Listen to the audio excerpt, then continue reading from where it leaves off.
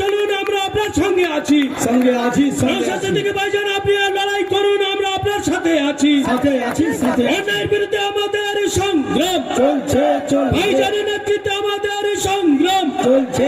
ভাইজানের নেতৃত্বে মন্দির বাজারে তৃণমূল বিজেপির বিরুদ্ধে আমাদের সংগ্রাম চলছে। ইনকিলাব জিন্দাবাদ।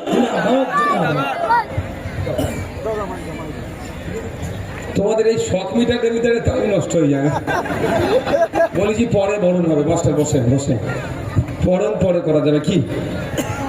আপনারা একটু বসে যান তো ওখানটায়, ফোটাফাটি একটু বসে যান তো, তাড়াতাড়ি বসুন, তাড়াতাড়ি বসেন ভাই।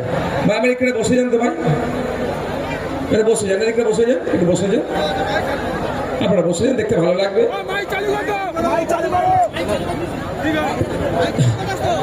বসেন ভাই, বসেন, দেখতে ভালো লাগবে, পরিবেশ ভালো লাগবে। আজকে আরজিকরের তিলোত্তমা তামান্না ও আনিস খানের স্মরণে রক্ত অর্পণ শিবির, সাথে সাথে অধিকার সমাবেশ। সকাল থেকে রক্ত অর্পণ শিবিরের ব্যবস্থা ছিল। সেখানে প্রায় 510 জন রক্তযোদ্ধা রক্ত দিয়েছেন।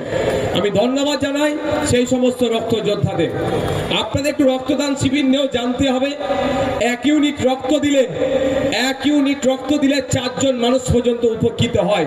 পশ্চিমবাংলায় প্রত্যেক দিন 1800 থেকে 2000 ইউনিট রক্তের প্রয়োজন হয়, কিন্তু সরকার সেই রক্তের অ্যারেঞ্জ করতে পারেনি। কিন্তু আজকে মন্দির বাজার বিধানসভার নিশাপুর অঞ্চল, পশ্চিমবাংলার একদিনের মানুষের যা রক্তের প্রয়োজন হবে আজকে সেখান থেকে ব্যবস্থা করে দেখিয়ে দিয়েছে। কত মানুষ রক্ত দিয়েছে? 510 জন। 1 ইউনিট রক্ত থেকে 4 জনের উপকার হয়, তাহলে 4 5 20, 2040 জন মানুষ উপকৃত হবে। 365 দিনের মধ্যে একদিনের যোগান আমাদের এই মন্দির বাজার কমিটি, এই নিশাপুর অঞ্চল কমিটি ব্যবস্থা করে দিয়েছে। এটা কি কাজ নয়? শুধু ক্ষমতায় আসতে হবে তারপরে কাজ করবে এরকম ব্যাপার নয়। কাজ করার মানসিকতা থাকলে যখন ইচ্ছা তখন কাজ করা যেতে পারে। আর এই 510 জনের মধ্যে খোঁজ নিয়ে দেখলাম হেভি অংশের আমার মায়েরাও এগিয়ে আছে। আজকে এখানে মায়েদের উপস্থিতি প্রমাণ করে দিচ্ছে ওই লক্ষ্মীর ভান্ডার 1000-1200 দিয়ে মায়েদেরকে আটকে রাখতে পারবে না।